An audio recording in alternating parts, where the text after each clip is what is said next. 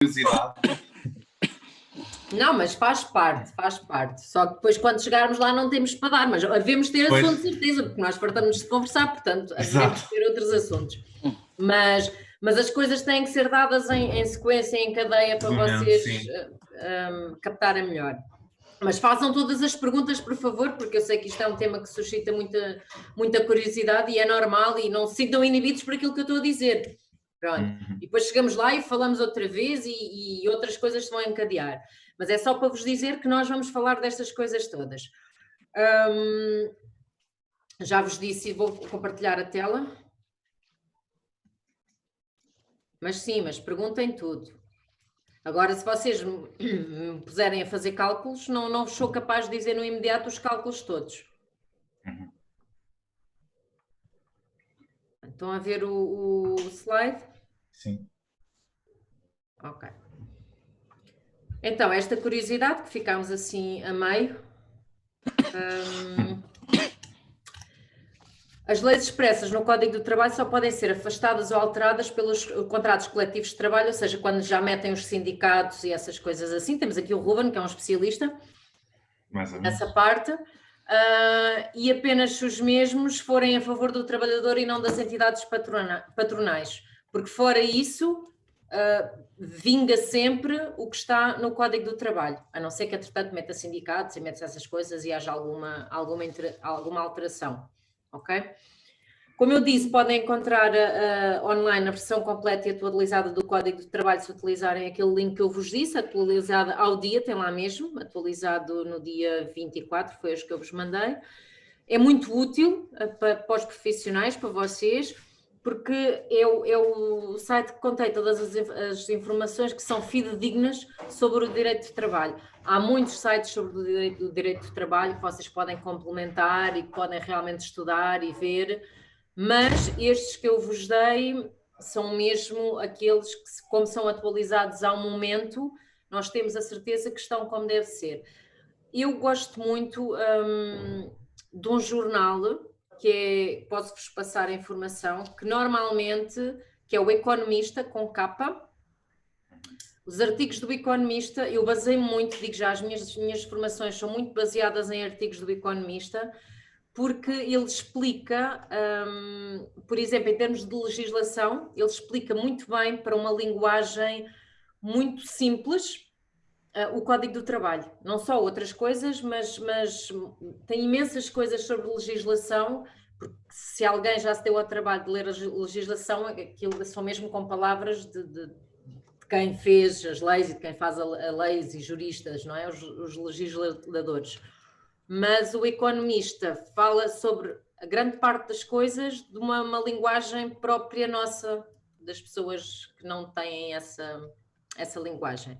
Se tiverem curiosidade, Economista com capa. Ok?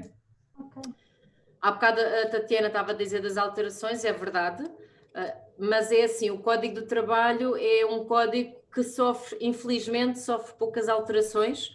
Agora, a última que sofreu, de facto, foi em outubro, agora está-se a falar, estão-se a alterar algumas coisas, mas isto é pela pandemia, não é? É um bocado uma alteração pandémica, portanto não sabemos muito bem se vai ficar, isto, por exemplo, o teletrabalho, não sabemos se vai ser legislado para ficar ou se é agora esta coisa toda do teletrabalho, exatamente, se é apenas neste momento.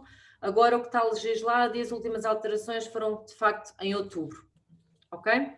Pronto, por isso, se vocês quiserem, um dia quando tiverem insónias, podem ir consultar o Código do Trabalho, que é uma bíblia.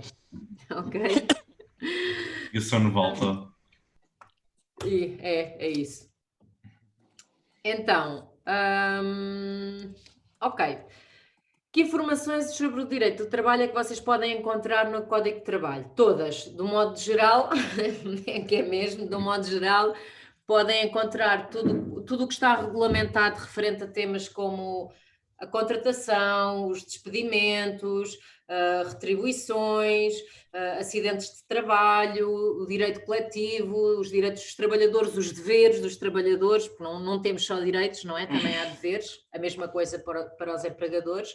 Tudo o que é as pausas para descanso, as férias, possibilidade de tirar licenças sem vencimento, licenças sabáticas, por exemplo, estudantes, regras sobre prestação de serviços, que há uma grande diferença entre um contrato de prestação de serviços e um contrato normal. Alguém aqui já ouviu falar, curiosidade, alguém aqui já ouviu falar, não vou fazer pergunta assim. Para quem trabalha, que pausas é que vocês fazem na vossa jornada de 8 horas de trabalho? Deduz toda a gente aqui trabalha 8 horas? Não, de 15 Depende do trabalho, mas no antigo do trabalho eu fazia 2 em 2. Ok. Pausa. Eu faço pausa de 2 em 2. Faço de manhã 15 minutos e à tarde faço mais 15 minutos. Ok, Sim, mais. E a hora do almoço? E a hora do almoço no meio. Sim, mas há empresas... Os 15 minutos era o que eu tinha agora, mas no meu antigo trabalho eu tinha direito a 3 minutos por cada hora trabalhada e eram rigorosamente, ou seja, ao longo do dia tinha direito a 21 minutos. E o Randstad. Era da Mas, sim. Pois, já podia. Mas há empresas que não cumprem com era, essa... Era mesmo, era descontado ao minuto, se não cumprisse. Ok, mais exemplos. Há quem não cumpra, há quem não faça esses... Rita, eu gosto da Rita, porque a Rita trabalhou numa empresa espetacular. Rita, como é que era o seu horário de trabalho? Não tinha. Não, a questão não é essa, é que eu entrava, eu tinha a liberdade de estar um bocado às horas que eu quisesse, desde que eu entrasse entre as 9, 10, 10 e meia. Plataforma flexível, sim. Mas eu cumpria 8 horas porque eu também era incapaz de sair mais cedo sem fazer as 8 horas diárias de trabalho. Sim, mas pausas durante essas 8 horas fazia? É assim, eles não controlavam muito isso. Eu, se precisasse fazer uma pausa para ir à casa de banho, para comer qualquer coisa, eu tinha flexibilidade para fazer. Eles não eram rigorosos nesse aspecto. Isso era outra coisa. A ida à casa de banho era descontada dessa pausa, não era extra. A sério? A sério? Uma vez levei um raspanete porque, segundo a minha supervisora, demorei 4 minutos na casa de banho. Estava aí no móvel? E tinha ultrapassado os 21 minutos. Pois é, assim, eu tinha um controlo também, assim, um controlo de 10 minutos em casa de banho. Na Randstad era assim. A pausa, era descontada a pausa, a ida à casa de banho. Por acaso, isso é ilegal, supostamente, não é? As idas à casa de banho não podem ser controladas. Não. Mas olha, vocês falam tanto da Randstad. Meu marido, ele trabalha para a Altice, mas ele é terceirizado da Randstad. Que ele nunca me falou isso. Eu acho que deve ter. Mas ele está na Altice. Ele está no prédio da Altice, mas não presta serviço. Ele presta serviço. Eu acho que a Randstad... Ele presta serviço para quem? Para a Altice ou para a Randstad? Ele é contratado da Randstad. Eu sei da Randstad há 3 anos, portanto pode ter alterações. Tatiana, isso da Randstad era na Concentrix? Isso não é temporário? Era na Concentrix. É uma empresa de trabalho temporário, sim. Não, era mesmo para a Randstad. Ok. Era na Mel, pronto. Pronto, ok. Não, porque eu quando trabalhei... quando entrei na Mel ainda era TMN, portanto. Exato, ok. Eu fui de férias, voltei e já não havia TMN. Curiosidade, vocês sabem qual é uma das melhores empresas para trabalhar em Portugal? A empresa que mais respeita aos trabalhadores e lhes proporciona um maior bem-estar? Eu já ouvi falar muito bem da Farfetch, mas não sei que não é a Farfetch. Unilever? Eu acho que é a Blip. Eu não estou a dizer a melhor, eu estou a dizer uma das melhores. Unilever, não? É sim, a Altice, porque a Priscila falou da Altice. Não, ok. Não, é uma completamente inesperada. Há outras, claro que há outras. Há várias. O IKEA. O IKEA é... Sim, é verdade. Até temos direitos a massagens. É uma empresa extra. Eu tive nesta minha última empresa, no dia do trabalhador recebemos massagens. Que empresa espetacular. Eu também já cheguei a receber, sim. Era um bocadinho estranho estar a fazer atendimento com receber massagens. Mas eu ouvi dizer, tenho que trabalhar no IKEA, ele dizia que não recebia nada mal, ainda tinha não sei quantos subsídios, acho que até tinha subsídio de transporte, Alimentação é normal, mas transporte é incrível. Eu também tinha 50%. E ganhava vários prémios também. Tatiana trabalhava numa das melhores empresas para Portugal e ela não quer dizer. Eu sugiro. Pois. Eu posso dizer, é a WebHelp. Ela já me falou. Conheço. WebHelp. Recomendo a 100%. Mas pronto. O meu problema é que isso é call center. Contact center, há uma diferença. Ok. Porque eles não é só atendimento telefónico. Normalmente é sempre também com e-mails, ou chat, ou várias outras coisas. Sim. É isso, era como o meu, só que não é nada o meu perfil. Já. Cansei completamente. Sim. Ok, então, Código do Trabalho, outra vez, vamos aterrar no Código do Trabalho. Sim. Então, é através do Código do Trabalho que nós sabemos aquilo que podemos e o que não podemos fazer, não é? Relativamente à parte das relações laborais. Isto já vos dei, eu já pus estes slides no Moodle.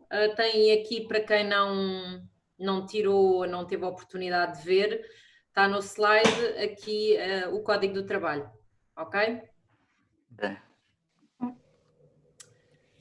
Isto eu também já disse, o que é que está regulamentado no Código do Trabalho. Também regulamenta os distintos tipos de contrato de trabalho que existem. Há imensos. As pessoas normalmente pensam sempre, é contrato a termo certo ou contrato sem termo. Não, há vários, há muitos, há imensos contratos de trabalho, tipos de contrato de trabalho. E também pensam logo nos recibos verdes. Pronto, são os 3 tipos que as pessoas falam mais. E definem as regras de atuação para as empresas e para os colaboradores no âmbito de cada relação de trabalho. O que é que diz o Código do Trabalho? Se vocês virem esta expressão, esta sigla CT, é Código do Trabalho, ok? O Código do Trabalho tem uma secção dedicada exclusivamente aos deveres do trabalhador e do empregador, ok? E vocês vão ver isso. Não sei se é já no próximo slide que eu digo isso. Ainda não. Ok. Isto nós já falámos no outro módulo, que é esta parte do trabalho ocupa um espaço fundamental na vida das pessoas, porque garante, antes de mais, uma recompensa financeira, que nos permite pagar as despesas do nosso dia-a-dia e, para quem consegue, concretizar sonhos, não é? No entanto, o salário não é o único fim do trabalho, porque muitas pessoas se motivam pela realização profissional. E por isso, uma das formas de nós sermos felizes no nosso local de trabalho é conhecermos os nossos deveres e os nossos direitos básicos, pelo menos, que estão previstos na Constituição Portuguesa e no Código do Trabalho. E posso-vos dizer que a maioria das pessoas não conhece. Concordam? Concordo. Quantas pessoas daqui foram ver a Constituição ou o Código do Trabalho os vossos direitos antes de começarem a trabalhar, ou mesmo na vida profissional? O Ruben, claro. O Ruben, porque é do sindicato. De vez em quando tinha de reclamar. Quando eu tinha de reclamar, eu... Tatiana também? Quando nos deram o contrato, deram-nos também a parte do Código do Trabalho, para nós consultarmos. Ok.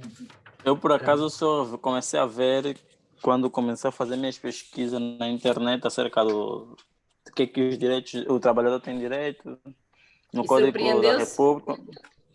Surpreendeu-me. E por acaso, os trabalhadores têm muitos direitos. É que muitos, conforme a história disse, não sabem mesmo quais são os seus direitos. Só estão aí mesmo a levar com o patrão. Sim. Eu na altura usei muito porque eu mandei um e-mail à minha empresa do Covid, logo antes de declarar o estado de emergência, a dizer que não tínhamos condições para trabalhar, e então usei lá 2 ou 3 artigos a dizer que estavam a violar a nossa segurança e não sei quantos. Já não me lembro, mas pronto, achei que era mais ameaçador se eu pusesse lá. E pronto, passado uma semana já lá estávamos em casa. Já funcionou, se calhar, mas pronto. E uma das coisas também que eu cometi história quando eu não sabia da lei é quando eu me cortei, levei 3 pontos no meu primeiro trabalho. 3 pontos e eu não sabia que eu devia estar em casa. Eu fui burro. Cheguei no trabalho, a diretora disse, então, não ficaste em casa? Eu disse, não vim trabalhar. O meu colega me olhou logo, você é tão parvo, meu, estás aqui a fazer o quê? Eu disse, não, eu também não sei. Só depois descobri que eu tinha direito de estar em casa por causa da baixa de assistente. Mas e esse corte foi feito no trabalho? Foi no trabalho nessa altura. Então acidente de serviço. Sim, Tinha sim, tudo só que eu pago. fui parvo. Nem pedi, nem Sim. nada. Voltei, ela perguntou, A 100%, vais trabalhar? certo? A 100%. Fui trabalhar. Nem sabia disso na altura. Tinha 19 anos, acho eu. Tinha 19 anos. Também vamos falar sobre isso, sobre os acidentes de serviço. É muito importante. As pessoas. Vocês sabem o que é mais forte que o Código do Trabalho? Alguém Mais sabe? forte? O que é mais forte? O que é que tem mais poder que o Código do Trabalho? A Constituição da República. Ainda mais forte que a Constituição da República, para os trabalhadores. Ok. Eu ia dizer a Constituição Para da os República, trabalhadores.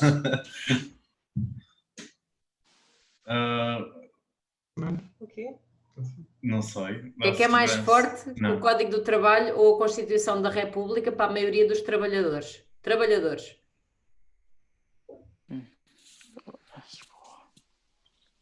Não sei. Pessoal dos recursos humanos, pensem com o coração. Saiam da lei. Não, é a vida humana, os direitos humanos. O medo. O medo. O amor, afinal, é o medo. É o medo. O medo bloqueia-nos completamente e muitas vezes nós não queremos atuar sobre os nossos direitos por medo. E é mesmo isso, porque nós depende da nossa subsistência e muitas vezes da nossa família, aquele trabalho. E, portanto, nós, além de não nos sabermos defender, muitas vezes não nos queremos defender por medo. E o medo é muito mais poderoso que estes dois instrumentos de regulamentação de trabalho. Concordam? É, concordo. Com medo. É o medo. Verdade, verdade. Isso é uma estratégia. É uma Algumas verdade. empresas, de certeza, é uma verdade que pode ser uma estratégia. É uma estratégia infeliz. Infeliz, muito má e imoral. Mas não tenham dúvidas que se aplica. Aliás, mesmo quando não se aplica, quando nós iniciamos um contrato de trabalho, nós já vamos com medo. Lá está, precisamos de um processo de aculturação. Mas nós já vamos para a entrevista com medo. Nós vivemos naquela... Tudo começa logo com medo. Nós temos medo logo de perder a oportunidade da entrevista, medo de perder o trabalho, medo de perder a vaga, medo... Nós preferimos assinar o contrato... Exatamente. Nós preferimos assinar o contrato e nem saber os nossos direitos, mas ficar com o trabalho, e depois só se estamos muito zangados é que começamos a olhar para os nossos direitos. Por isso é o medo. Ok? Ok. Eu testemunhei muito a política do vamos aguentar até estarmos mais seguros no emprego ou até passar o período experimental e muita gente sempre a aguentar coisas que não necessariamente tinham que aguentar porque precisavam do trabalho. Medo. Medo. Nós vamos estudar, vamos também passar sobre isso, o que é que, até que ponto... Eu hoje vou-vos fazer as atividades que eu tenho propostas para vocês hoje.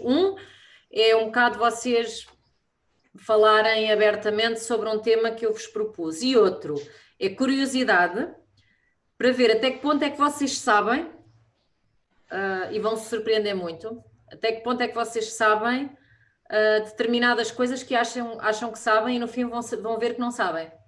É mais ou menos um quiz por aí. Ok?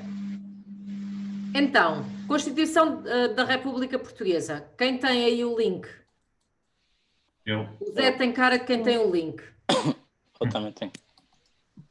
Eu já gravei aqui no favoritos. Já estou cá no Google. Está no meio. Constituição da República. Constituição. Edmilson, está aí? Está aqui. Ok, Está aqui, então, Edmilson, diga-me lá o artigo 59, a mim e aos seus colegas. Ok, 59. Direitos dos trabalhadores. Para ler, História? Claro. Diz assim, primeiro, todos os trabalhadores, sem distinção de idade, sexo, raça, cidadania, território de origem, religião, convicções políticas ou ideológicas, têm direito a retribuição do trabalho segundo a quantidade, natureza e qualidade, observando-se o princípio de que para trabalho igual, salário igual, de forma a garantir uma existência codigna. A organização do trabalho em condições sociais dignificantes, de forma a facultar a realização pessoal e a permitir a conciliação da atividade profissional com a vida familiar. A prestação do trabalho em condições de higiene, segurança e saúde. Ao repouso e aos lazeres, há um limite máximo da jornada de trabalho. Ao descanso semanal e a férias periódicas pagas. A assistência material. Quando involuntariamente se encontra em situações de desemprego, a assistência e a justa reparação. Quando vítimas de acidente de trabalho ou de doença profissional. A ver, Edmilson. Isto é dedicado a ti, sim. Pois é. Pois é. Continuo. Incumbe ao Estado assegurar as condições de trabalho, retribuição e repouso a que os trabalhadores têm direito, nomeadamente o estabelecimento e a atualização do salário mínimo nacional, tendo em conta, entre outros fatores, as necessidades dos trabalhadores, o aumento do custo de vida, o nível de desenvolvimento das forças produtivas, as exigências da estabilidade econômica e financeira e acumulação para o desenvolvimento, a fixação a nível nacional dos limites da duração do trabalho, a especial proteção do trabalho das mulheres durante a gravidez e após o parto, bem como do trabalho dos menores, dos diminuídos e dos que desempenham atividades particularmente violentas ou em condições insalubres, tóxicas ou perigosas, o desenvolvimento sistemático de uma rede de centros de repouso e de férias em cooperação com organizações sociais, a proteção das condições de trabalho e a garantia dos benefícios sociais dos trabalhadores imigrantes, a proteção das condições de trabalho dos trabalhadores estudantes. Os salários gozam de garantias especiais nos termos da lei. Sim, senhora. Não tem mais nada, senhora. Então, o que é que tem a dizer sobre isto? Algumas surpresas? Para o Edmilson, sim. Agora já não, mas pronto. Não, e mais, Edmilson, além de estar previsto no Código do Trabalho, está previsto na Constituição da República Portuguesa, mais grave ainda. Digam-me coisas. Houve alguma surpresa? Não. Aqui. Até do trabalhador. Aqui do trabalhador. Pode falar.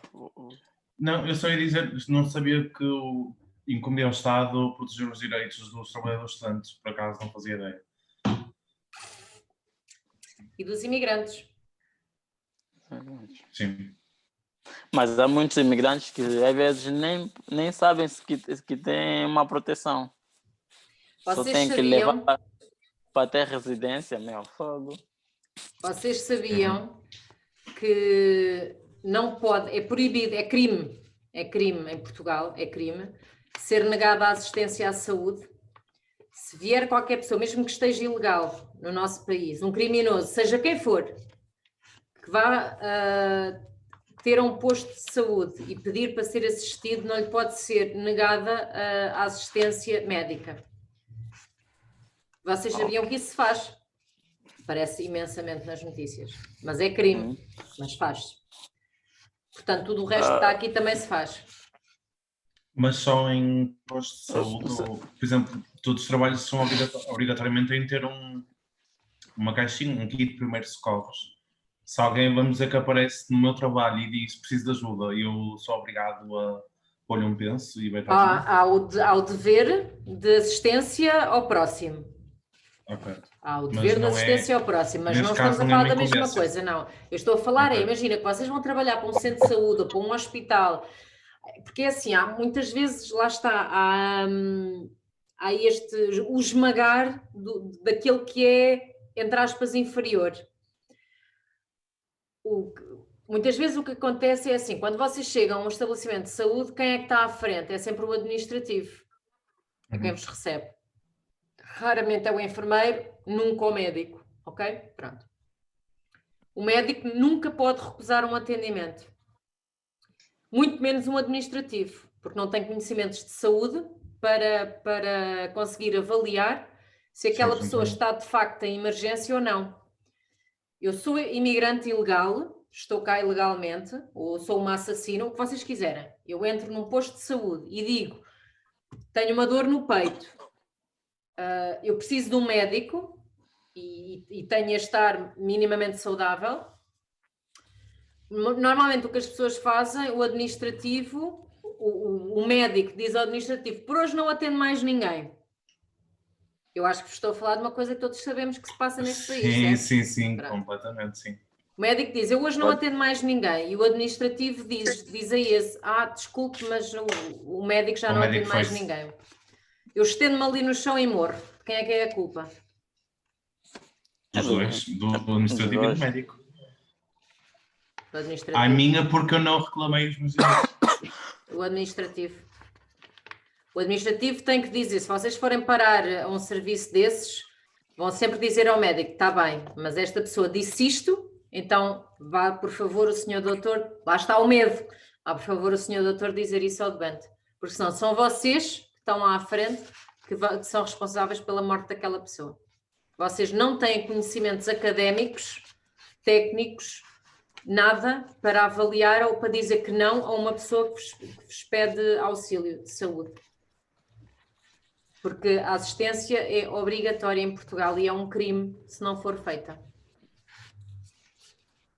Quantas pessoas sabem disto? Muito poucas. Pronto. É isto que eu tenho para vos dizer. Bom, então o Edmilson disse bem, e isto é a Constituição da República, ou seja, é aquilo que nos rege a todos enquanto cidadãos, e falámos aqui de alguns direitos do trabalho consagrados na Constituição da República Portuguesa. Este artigo... Sim, Edmilson, diga. E uma coisa, Sora, por que as empresas trazem dificuldade a muitos imigrantes, mesmo com o número da segurança social, tendo o número da segurança social, eles não aceitam contratar as pessoas sem terem uma residência?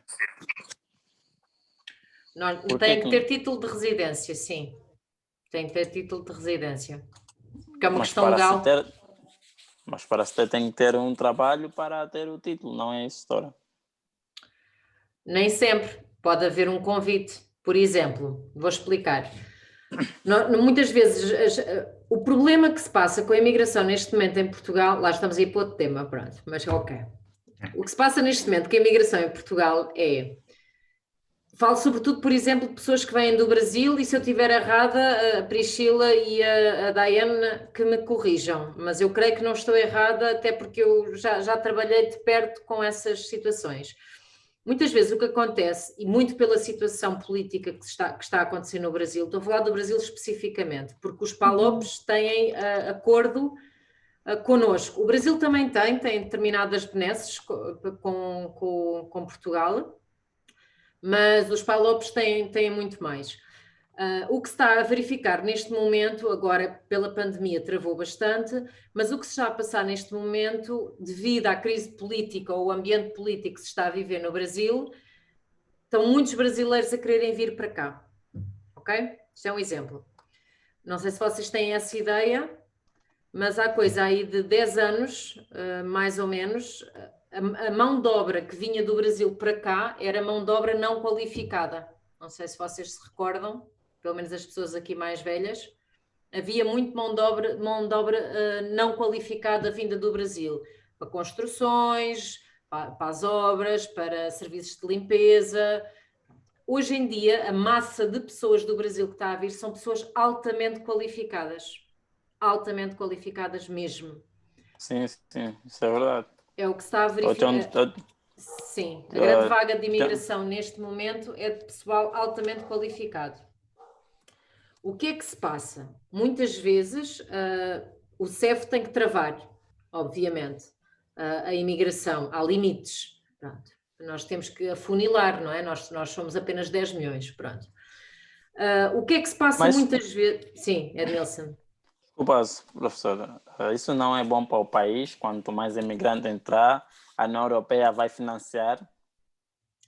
Nem sempre. Nem sempre, porque, pronto, há outras complicações. Não, há várias, sim. Há várias complicações adjacentes, seja, por exemplo, sei lá, a taxa de desemprego em Portugal, não é? Vamos imaginar que só temos 10 milhões de vagas de trabalho. E se já somos 10 milhões, vem mais 1 milhão de imigrantes, há 1 milhão de pessoas desempregadas. Isto é só uma das coisas. Há outras vertentes que devem, pronto, estar... há prós e contras. Por exemplo, está provado que os imigrantes aumentam substancialmente a taxa de natalidade. Pronto. Que é uma coisa que nós portugueses temos baixíssima e temos a pirâmide invertida. Com a imigração... porque as pessoas que vêm para cá, os imigrantes, têm mais filhos do que nós, é uma coisa boa, é uma coisa positiva. Depois verifica-se muitas vezes que os imigrantes estão de passagem. Portugal não é um país desejado, é um país de passagem, onde eles vêm, trabalham um tempo e depois vão para outros países como a Alemanha, que ganham muito mais. Pronto. São pessoas que não se fixam. Ok? Voltando ao assunto, o que é que se está a passar muitas vezes? Há vários tipos de vistos, ok? Há vários tipos de vistos em Portugal para se entrar no país. Há um visto que as pessoas que vêm de fora estão a usar muito para entrar em Portugal, que é o visto de turista. Não sei se vocês já ouviram falar, é um visto que dura... Sim, Edmilson. Esse visto dura, eu sei, Justora, se não me engano, dura por volta de 15 dias. Não, dura 3 ou 6 meses. 3 meses, né? Na altura acho que era 15 depois dias. tem que renovar. É 6 meses, não é, Priscila? No total são 6 meses. Depois de 6 3 mais 3. É considerado ilegal. Pronto. Deve ser, pronto. 3 meses. O que é que acontece? O que é que muita gente está a fazer? As pessoas estão literalmente a fugir do Brasil. Não conseguem entrar em Portugal porque está-lhes a mas é mesmo isso. Mas é verdade, É triste, mas é a mesma coisa que a Venezuela também. E só colocando um ponto a mais, não é só a crise política. E o que você disse, Bárbara, sobre pessoas muito qualificadas é completamente verdade, porque há 10 anos atrás, há 15, 10 anos atrás, quem vinha para cá era o povo do Nordeste, interior de Minas Gerais, o povo que migrava para São Paulo e Rio de Janeiro. Quando o povo da cidade grande começa a imigrar, é porque tem muita coisa errada. E é muita violência que acontece. O meu pontapé foi na bunda do Brasil, foi isso. Que eu saía de casa e via assalto no meio da rua. E, assim, eu já não andava mais de autocarro lá no Brasil. Mas, enfim, é a crise política e também a violência, que é... A escalada da violência. Exatamente. Já não é mais só nas favelas e nos bairros subúrbio. Eu já partilhei com vocês em qualquer zona. Eu já partilhei com vocês que eu faço consultadoria de pessoas que querem vir viver para Portugal e ajudo a encontrar trabalho, e faço os currículos e faço essas coisas todas. Já partilhei, pronto. A maioria das pessoas que me procura, como eu também já partilhei com vocês, é do Brasil, e é isto mesmo que a Priscila está a dizer. Eu cheguei a ter pessoas a mostrarem-me no momento, olha, isto é a minha janela, e estarem a filmar e a ver um assalto ali no momento, eu estar a ver e eu pensar que horror. Mas não é subúrbio, é na Zona Sul, porque assim, aqui as pessoas acham que o Brasil é lindo, porque é o que vem nas novelas, mas o Brasil não é aquilo. Priscila, você vivia onde? No Rio? Vivia no Rio de Janeiro. Mas em que local no Rio? Na Tijuca. Ah, ok. É que eu sou de Nova Iguaçu. Ok, percebeu o que eu digo? vamos só fazer esta Voltar. pequena explicação para depois voltarmos ao Sim, direito sim, de sim. trabalho. Pronto. O que é que se está a passar muito? Essas pessoas altamente qualificadas estão a ser recrutadas por empresas portuguesas quando eles ainda estão no Brasil. E então há um visto específico, que é o visto para os altamente qualificados, que são, cérebros que nós supostamente não temos aqui em Portugal e temos que ir buscar essa mão de obra. E essas pessoas conseguem vir já com os títulos de residência, já com tudo garantido. Pronto. Há outros, né? Diz, Sheila? E acho que para a família inteira, né? Sim. São vistos de pessoas altamente qualificadas. Depois também temos os estudantes, há aqui vários, pronto, não vamos estar a falar sobre isso. E depois há os vistos de turista, que é este que eu estava a falar e que a Priscila falou, dos 3 meses mais 3 meses. O que é que está a acontecer muito? As pessoas estão, e quando eu digo do Brasil, porque é a grande massa que está a vir, mas isto aplica-se também a outros países. Aproveitam esses vistos de turista para começarem a trabalhar em Portugal ilegalmente. Pronto. E têm o contrato de trabalho na mão. Ok? Pronto. Quando têm esse contrato de trabalho na mão, algumas conseguem o título de residência. Mas diz a lei, isto, pronto, lá está, tudo é contornável, diz a lei que uma pessoa, quando está em Portugal com visto de turista, não pode trabalhar. E depois, quem perceber um bocadinho disto, temos aqui um choque. Porque quem tem visto de turista não pode trabalhar. Só que muitas vezes as coisas contornam-se desta maneira. Ou muitas vezes temos pessoas, por isso é que vocês ouvem o CEF a deportar pessoas. Por isso mesmo, porque são pessoas que estão cá com visto de turista e estão a trabalhar e é ilegal. O que é que acontece muitas vezes? Entre esses 3 meses em que eles têm esse visto de turista e mais os 3 meses que eles vão pedir, porque é o máximo de 6 meses, eles depois têm que fazer a renovação desse visto ao fim de 3 meses. E nesse espacinho de tempo em que o CEF tem que dar resposta, eles não estão abrangidos pelo visto de turista. E se durante esse tempo, vamos imaginar, uma semana que o CEF demora a dar a resposta, eles arranjarem trabalho, estão cá de uma forma legal. Oh, meu Deus. Sim. Porque estão a contribuir para o país. Não, porque durante entre a janela, exatamente, que acaba um visto e começa o outro, o CEF não dá logo resposta. Eles não estão com visto turístico. Eles não têm visto turista. É uma De verdade, estão cá ilegalmente. É uma zona cinzenta na lei, portanto. Exatamente, estão ali no limbo. Estão cá ilegalmente, mas arranjaram um contrato de trabalho. Então já estão legais. Isto há muitas formas de contornar as coisas. Muitas formas. E há muita gente a arriscar. Sim. Eu vi aqui mais pequeno, quando eu vi como turista, meu pai quem me trouxe, tiveram de me fazer uma declaração na minha mãe, porque era menor de idade. Pronto, meu pai deixou passar aquilo, né? Eu também não tinha noção naquela altura, era puto. E o meu pai teve de pagar uma multa, aquilo que a senhora está a dizer ao CEF. Pronto, não me deportaram porque o meu pai também tem a cidadania portuguesa, né? Na altura já tinha também, quando era mais pequeno. Sim. Era só coisa, só estava esperando um documento. E tivemos de pagar uma multa, acho que é de 700 euros. Sim. Mas pronto, lá está, tinham a cidadania. E isso salvaguarda logo. Agora eu estou a falar de pessoas que nem sequer a cidadania têm e fazem isto. Há muitas pessoas, vocês não têm a noção da quantidade de imigrantes que chegam agora que a pandemia travou muito. A Priscila deve saber aquilo que eu estou a dizer. Melhor até do que eu. Mas... Eu trabalhei com muita gente que precisava do contrato de trabalho para conseguir o título de residência. Exatamente. E muita gente não faz isso porque tem que pagar multa, não vai ao CEF por conta da multa e prefere continuar ilegal. Exatamente. Pessoal, isto vai acabar, fazemos o nosso intervalinho e depois continuamos. O que é que vocês acham? Sim. Como isto vai acabar, temos de parar com intervenções, senão não andamos... Não faz mal. Como eu disse, também vamos estar aqui muito tempo no direito de trabalho, portanto dá para fazer assim umas viagens. Está bem? Mas pronto. Mas eu estou a adorar os temas, não é isso que eu quero dizer. Obrigada. Esse é bom tema, eu gosto.